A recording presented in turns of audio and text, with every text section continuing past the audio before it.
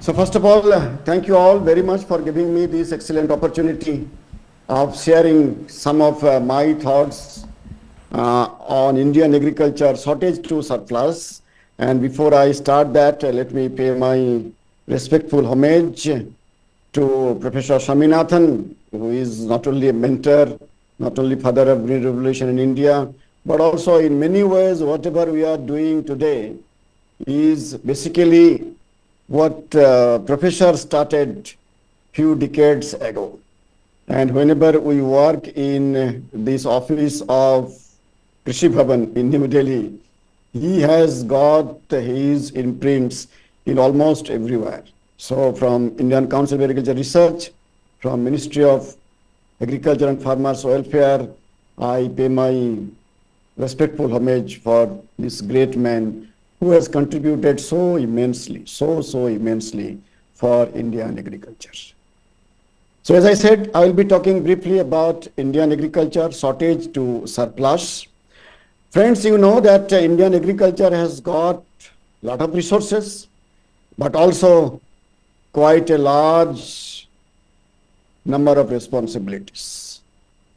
We have got only 2.3% of global land area, but with this we support 18% of world population.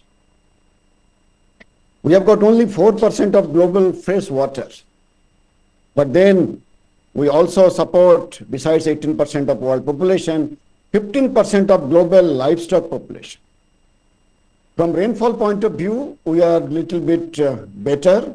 We receive around 117% global average rainfall. So we receive little more than what the rest of the world is getting. Indian agriculture, as you also know, is quite diverse. Several ecosystems are there. We have got 140 million hectare of net cultivated land. Only 40% is irrigated. And though we receive a good amount of rainfall, but then the rainfall is so variable. We have got areas which receives only 50 or less than 50 millimeter of rainfall, and again we have got areas which receive more than 3,500 millimeter of rainfall. We have got 15 agroclimatic zones, and then of course several subzones. More than 300 crops we cultivate. More than 300 crops. Employ around 50, to be precise, 46.5% of the workforce, and currently we are contributing 18% of gross domestic product. So this is what Indian agriculture diversity and what various ecosystems in Indian agriculture. If we see the food history of India, then you might not find it to be very accomplishing, very satisfying one. Even if we do not go back to the long of histories, even during 18th, 19th and early 20th centuries, we had several famines, starting from Bengal famine of 69-70, Chalisa and several others. Then last one is again Great Bengal famine of 1943, where more than 2 to 3 million people lost their lives. And in all of these famines, putting together, more than 30 million people lost their lives. We lived ship to mouth, we used to call as begging bowl, and several others. And these are all the things which Professor Swaminathan addressed, witnessed, challenged, and then became successful in eradicating. There were several doomsday scenarios were also predicted, scenarios of mass starvation. And those of my young colleagues who are attending this particular talk, I would certainly request you to please read some of these books.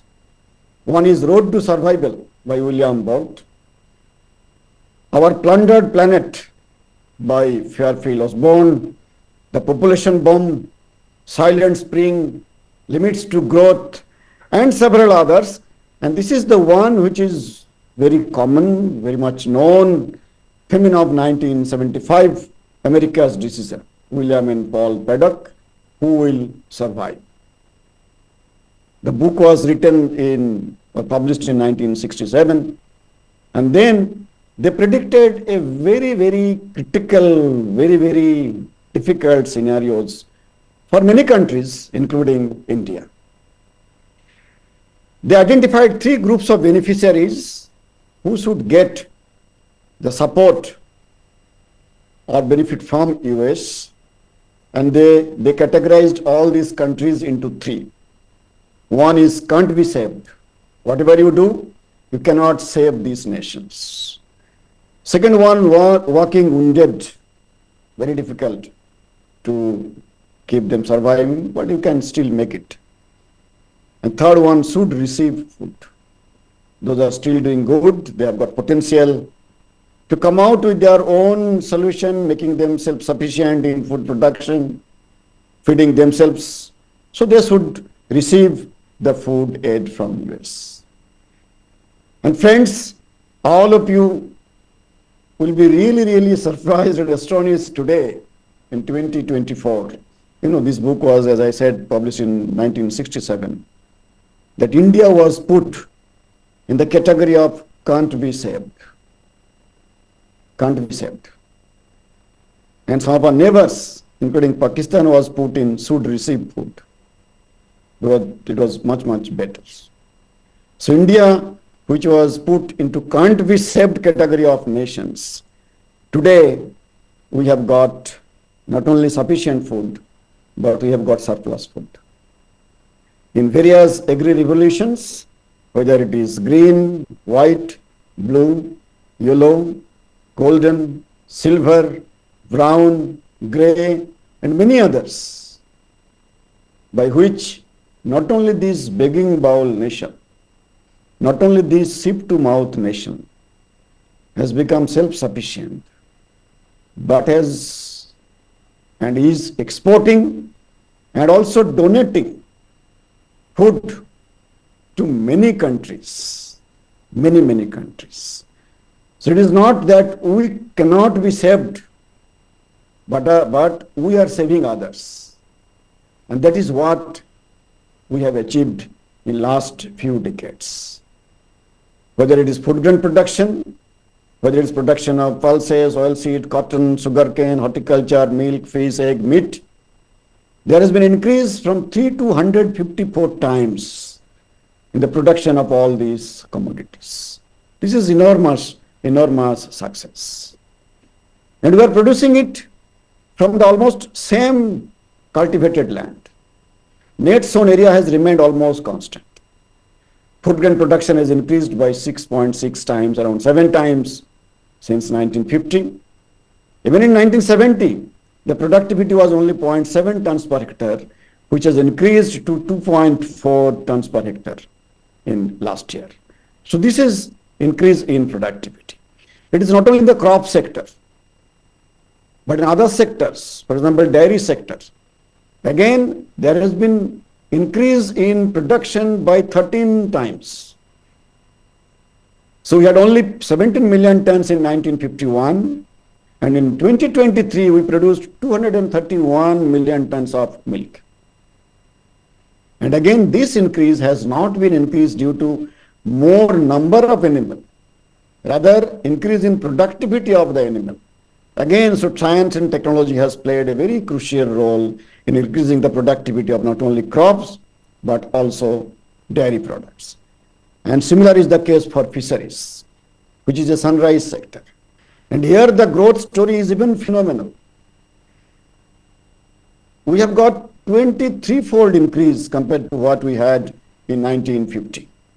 And this sector is growing at a rate of 8 to 10% annual growth rate for last 10 years. So again, a very dramatic increase in productivity as well as production. Horticulture sector is another very story to tell, very impressive one. We had only 25 million tons in 1950-51. That has increased to 355 million tons, 14-fold increase. And if you see, since 2000, the increase is quite steep. You can see that. So enormous increase in that sector. Oilseed, of course, we are still importing, but there is some good sign that the productivity is increasing, but our consumption is also increasing. That is the reason that we are importing a good amount of oilseed from others. But the production and productivity have certainly increased. Pulses, again, we are importing, but if you see, since last 15-20 years, the increase in production is quite phenomenal. From 11 is more than 24 million tons or so. And of course, spices, Indian spices are known all over the world. The country is known for its spices, and there is phenomenal increase in the production as well as productivity, and also export of spices to many other nations. Millet, we have celebrated 2023 as International Year of Millets. Very good development in terms of varietal development, increase in productivity, production of several value-added products from millet, exporting, and the demand from other countries are becoming more and more, so that we will be able to produce and supply more and more amount of millet and millet-based products. So these are all happening. Without mechanization, you cannot think of today's agriculture. And India is the leader in tractor production as well as also use of tractor. And you can see this graph, how the number of tractors which we are producing has gone or has increased in so big way. Not only that, we have increased the production and productivity, whether it is of crop, animal or fisheries or horticulture or even spices, oilseeds and pulses, but few other things have also happened.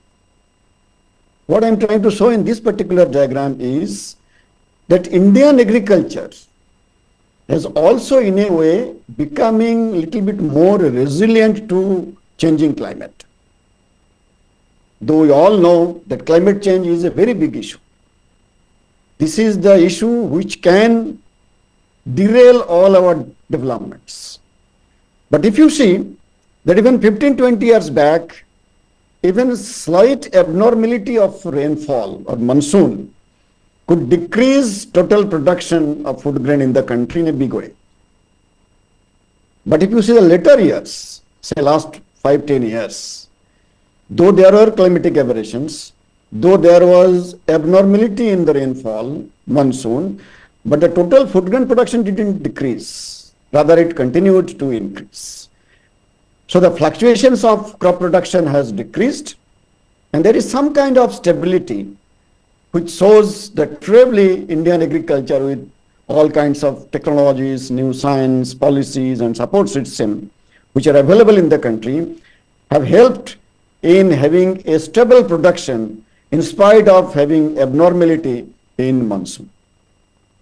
Agriculture education is one of the very important areas, all of us know. There are some very good developments happening in this particular area. Our on-time graduation rate has increased. Now it is going to be around 100%. Faculty research in terms of H index has increased substantially. Placement rate of our students has also gone up. Sponsored from industries are also quite good. And of course, girl students, now they are constituting 50% of our total students, sometimes even more than 50%. So it is now, to be precise, 51 in the latest data shows, 51% of our students in UG and PG and PhD are girls. So this is another very impressive and very positive developments which is happening in the field of agricultural education. In the research areas, if you see number of publications, it is increasing, and I am showing the numbers published by the scientists of ICR, Indian Council of Agricultural Research. So India now has surpassed UK, Germany, Japan, Canada, France, Australia and Spain. And 4 years back also India was behind all of this. So now we are fourth largest publisher research papers in agriculture and biological sciences. And this is happening since last 2021. So in last 3-4 years, we are occupying this fourth position. So with all of this, as I started my talk, a country which was depending on import of food grains, import of agricultural commodities, but since 91, now this country is a net exporter of agri commodities. And last year, we had agri export to the tune of 53 billion US dollar, 53 billion US dollars. This is just one for rice. Now, this country is the largest exporter of rice. Second one is Thailand, having almost half of what rice which India exports. And there could be several kinds of figures for other commodities as well. So the country is now leading the harvest and in a way nourishing the world. Good number of countries are depending on the production and export of commodities from our countries. At one point of time, the whole world was worried about food security of this country. But now, India worries about the food security of other countries. Any decision on restriction of export of food from this country gives a very shocking signal to the rest of the world that what is going to be the price of the commodities or what is going to be the availability of food in other countries. So that position now India has occupied. We are now the largest producer of milk, pulses, tea, spices, jute, banana and many other commodities. Second largest producer of wheat, rice, fruit, vegetables, sugarcane, and as I said, also exporting a substantial amount of various commodities in last year. So we had a country which was food scarce. Slowly we shifted to food shortage, food sufficient, food secured, and then of course a nation of food surplus. From ship to mouth, from begging bowl, we could enact, which is a National Food Security Act 2013, and more than 80 crores of our population are getting highly subsidized food. When I say highly subsidized, it is really highly, only 2 or 3 rupees kilo rice, 1 or 2 rupees kilo wheat, 1 rupee kilo millet, and so on. And all of you know what is the cost of production of these commodities. So it is very, very small amount. So it is almost free, which we are distributing to a very large section of the societies. All of these developments we have tried to capture in one of our books, Indian Agriculture After Independence.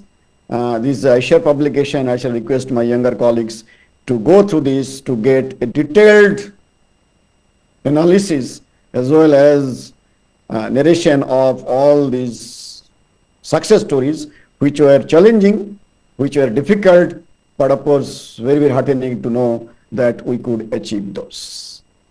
What were the reasons of all this success, all these revolutions? Path-breaking science, progressive farmers, millions of them, political will at that point of time and of course onwards, and of course our partnership with international organizations and also national organizations. So we had not seen any severe famine in the last 80 years. Again, big success. But that doesn't mean, and from here onwards, I will be telling something of the challenges. That doesn't mean that famine should not be coming again. It is impossible. We have totally eradicated from the future of this nation. That cannot be claimed. And what Norman Borlaug himself said at one point of time, that Green Revolution has won a temporary success against hunger. But as population is increasing, several challenges are emerging. So we have to continuously go on improving productivity and resilience to make this as well as other countries free from hunger and malnutrition. So will these things, friends, you also know that share of agriculture to GDP is decreasing. That doesn't mean that total value is decreasing. Other sectors are increasing or developing in a much better way. That's a good sign. Employment pressure is also decreasing, but even then it is quite substantial. And you know, currently it contributes around 18 to 19%. It varies year to year. Crops constitute the largest share, but most of the other growth factors are coming from livestock and fisheries sector. So this is happening. But then when we compare our scenario with the developments in agriculture of some other countries, I'm not taking the least developed countries, I'm not taking the the countries which are performing much poorer than us. There are many, many countries which are doing much worse than what we are doing, but then they cannot be our model. Our model should be the ones which are doing better, and we should be aspiring to do that. So if you say in terms of production in these four major countries, Brazil, China, India, and USA, you will still find, though in total production, we are quite good, but then contribution to GDP, agriculture in this country is doing well. But the share of employment in this country is quite large. A large population is still depending on agriculture. And of course, as a result, India's share of employment in agriculture is still maximum, which is not the case in other countries. In other countries, a very small percentage of people depend on agriculture. For example, US, it is only 1.7% and so on. Reducing dependence on agriculture is one of the priorities of this country, and increasing agricultural productivity is also one of the areas on which we should be working. But we have to increase productivity against several of the challenges which this country is facing.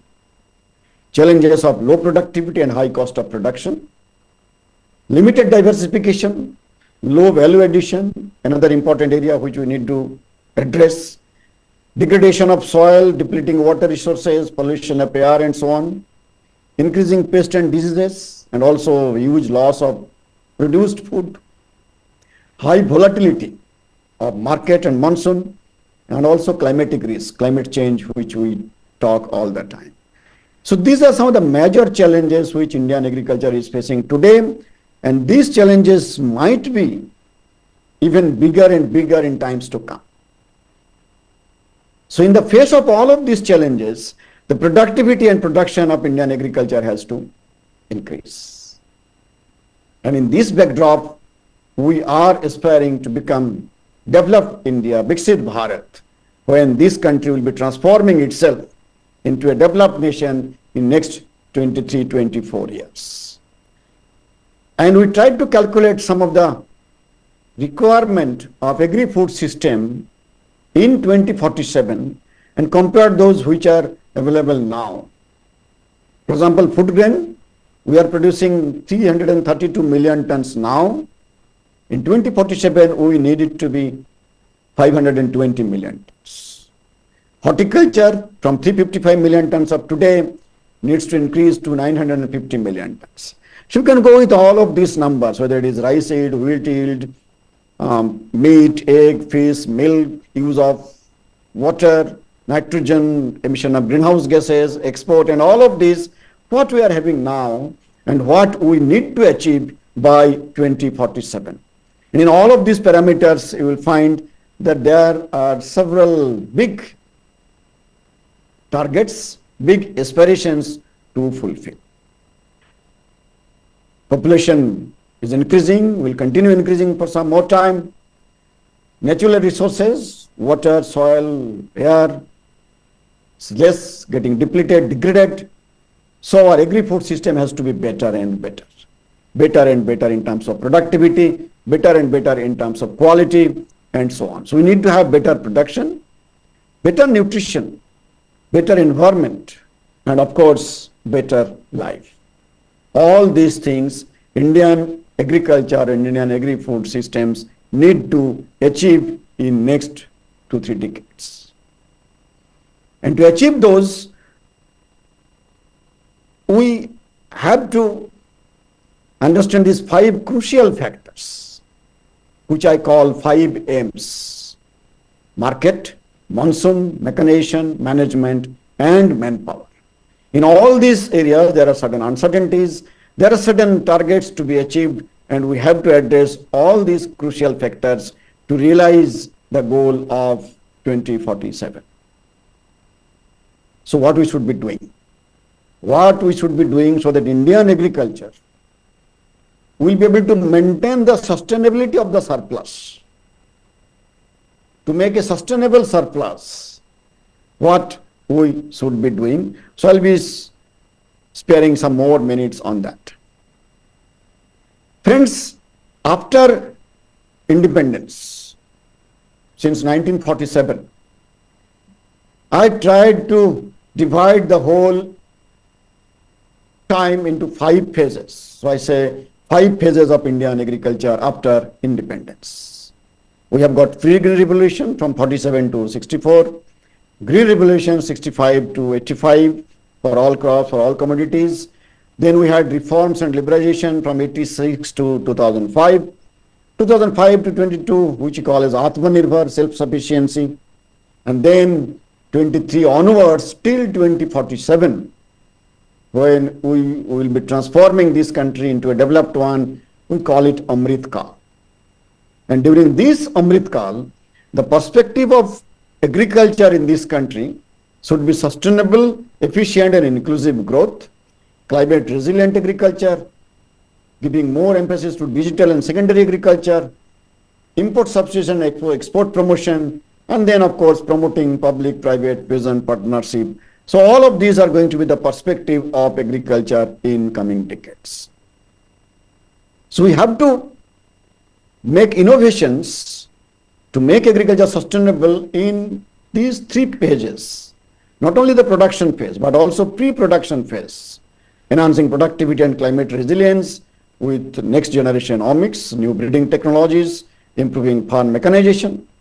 Then of course in production phase, advanced precision farming, nature-friendly agriculture, and then of course post-production phase with quality check and traceability, post-harvest technologies, value addition, food processing, and so on. So in these 3 areas, we have to work to make it sustainable. So therefore, I have identified 10 thrust areas which need little more attention from research and development point of view. So there could be few more, but then I was trying to identify 10 crucial areas where we should give more and more focus for agriculture research and development. Thrust area 1 should be consumer needs and producer profit. Till now, our emphasis has been to increase productivity, producing more and more, enhancing yield and so on. But now we also need to give emphasis on consumers' need. So we need to have a subtle shift to address nutrition, storage quality, taste, preference, prices, and so on. But that doesn't mean that we need not to increase the productivity. We have to. So we have to break the barrier of yield by innovative ways to break the yield barrier with new science tools, technologies, and so on. I shall give 1 or 2 examples of what we are doing now. And also we need to shift focus from only crop, single crop system to the food system by value addition, processing, value chain, cropping and farming systems, and so on. To address the nutrition issue, now we are giving more focus for biofortification. And you'll be very happy to know that we have developed more than 150 varieties of different crops which are biofortified, which are rich in protein, minerals, vitamin, and so on. And a good number of these varieties are already there in the field. For example, around 13 million hectare of wheat area in this country are now cultivated with biofortified wheat varieties. Pearl millet 1.5, mustard, rice, and so on. So this is one area we are giving more and more focus. Another one is, as I said, breaking the yield barriers. Though I said we have made significant progress in increasing productivity, self-sufficiency, surplus, and so on, but if we compare with many other countries, then our average productivity is quite less compared to those countries. Even within the country, some states are having very high production compared to the average one. So it is not that every region of the country will be producing equal amount of yield, though there is climatic variations in soil and so on, but then there is very high scope of increasing productivity in each of these areas. So these are going to be our areas. And as I said, science tools will be very, very useful for that. Tools like genome editing. We are working on a good number of crops using this tool, and some of the products are almost ready to be released. So this is one example of rice variety, which will be able to give around 15 to 20% more yield, around 20 days shorter in duration, using less amount of water, and also resistant to some of the biotic as well as abiotic stresses. This is also an example, and we are working with several other crops like that. Second thrust area should be nature-friendly and climate-resilient farming. We need to increase efficiency and decreasing footprint of water, nutrient, energy, limiting greenhouse gas emissions, and so on. Developing nature-friendly food system is one of the priority areas.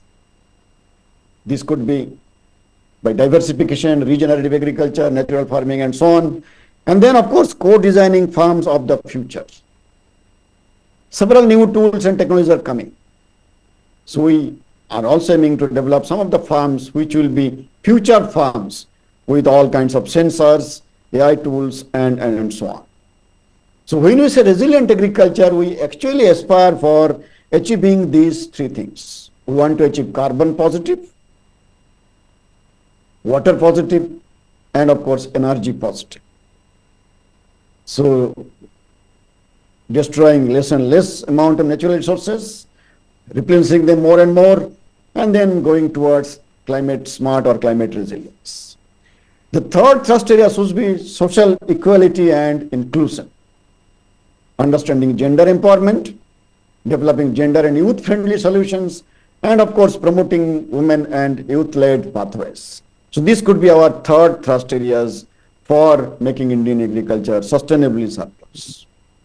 But we also need to keep on generating new knowledge by strengthening basic and strategic research, enabling transformation with understanding the interactions of various components of the entire food systems.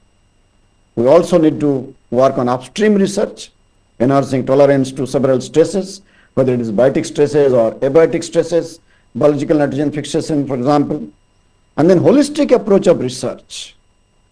Not only analyzing only one component of the farming system, but analyzing farm to fork for sustainable intensification of the entire food system, which I was talking about.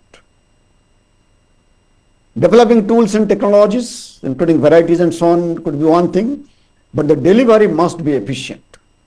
So we need to strengthen the delivery systems using new tools, developing new supply system, demonstrating all of this in various villages, for example, climate smart villages, co-designing those kinds of farms and so on. And as you all know, Krishi Vigyan Kendras, agriculture or farm knowledge centers, are very crucial, and currently we have got 731 KVKs working in various districts of the country. So we have to have new mode of strengthening those KVKs by collaborating with upstream as well as downstream players, so that these KVKs can act as a center of excellence for demonstration and other dissemination. This would act as a district hub for advisory and extension. It should be able to develop or deliver integrated services of agriculture and also receive the feedback and other information from the downstream system of the country. Digital agriculture will be playing a very crucial role, and as you all know, Government of India has got a very big plan for digital agriculture, including land, input, service sectors, and so on. Thrust area 6 could be in the areas of policy and market, formulating policies for food system transformation, establishing agri-business and innovation platforms, and of course developing agri-information systems in various NARs as well as NGOs and partnership with industries. And to achieve all of this, our education system, our capacity building system must be strengthened. So not only our national system, we should also understand the global agriculture and imparting education to cater the needs of not only of this country but also of international communities. So what are the other rules and provisions, the requirements and needs of other nations, including our own, need to be incorporated and internalized in the education system of this country. With that, human resource development, scientists, technical staff and others, by strengthening our science base with innovative training and of course partnership with other agencies nationally as well as internationally. And along with that, The partnership is going to play very crucial roles for developing the impact.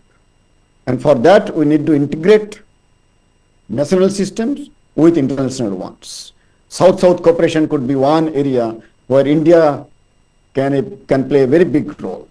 And networking with several organizations could be another crucial area. And foundation like M.S.Swaminathan Research Foundation can play a very crucial role in developing and fostering all these partnerships for impact. But to do all of these things, we certainly need more and more resources, budget and other resources. So we need to diversify the funding base for research and development in agriculture, exploring funding opportunities for quality and resilience, and of course consolidating the resources and exploring internal opportunities wherever it is possible. So friends, these are the 10 areas which will be very, very crucial, and for developing Indian agriculture research and development sector, we need to give little more emphasis on each of these 10 thrust areas. So before I conclude, let me share few more thoughts. Let me share those with you. So we need to have a strategy of GRM and NRM. We talk them separately. So we need to talk about GRM, genetic resources management, and its interaction with NRM, natural resources management. And we need to club, we need to put them together and do research together. Indian agriculture now should be friendly with these 5 parameters. Indian agriculture should be science and technology friendly. Indian agriculture should be nature friendly.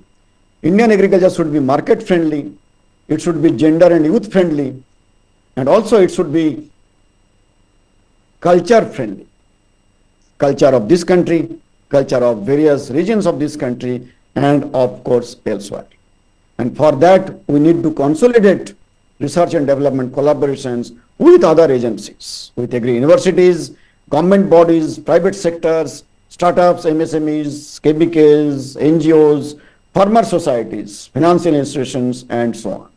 So we really need to consolidate. These are existing, but we really need to strengthen and consolidate so that we will be able to make better impacts from research and development on this country.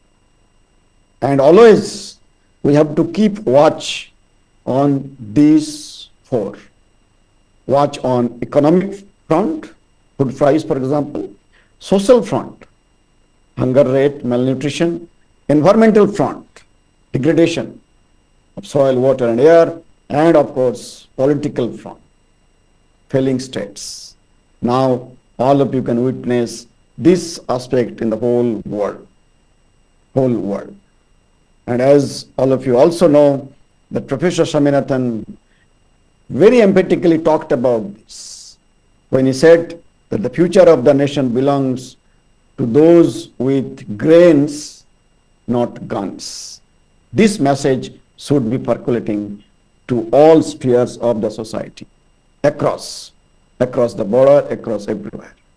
So friends, let me conclude saying that Indian agriculture so far has achieved greatly thanks to the contributions of great individuals like Professor Swaminathan. But now the challenges are intensifying globally and also nationally. Challenges like climate, conflict, COVID, calamities, and so on. And to address those challenges, we need to transform agri research by improving productivity, profitability, and also resilience. We need to have farm of the future by integrating modern science with traditional systems. We need to build capacity by equipping our scientists, students, and farmers with new knowledge and new skill. And for that, we need to have better and more efficient research and development system with more and more support, financial support, and of course support from partnership in public, private, peasant, and policy mode. So all these things we really need. With this, I thank you all. Thank you very much for giving me this opportunity to share some of my thoughts on this very, very important occasion when you are organizing centenary lectures of Professor M.S. Swaminathan who said, and I repeat it in almost every forum, when he said, if agriculture fails, everything else will fail. And that's what agriculture is, and that's what the need of strengthening research and development in agriculture. Thank you once again, each and every one of you, for giving me this opportunity. And this is not only opportunity for me, but also for the whole council of sharing some of our thoughts. Thank you very much. Thank you all. Namaskar. Jai Hind.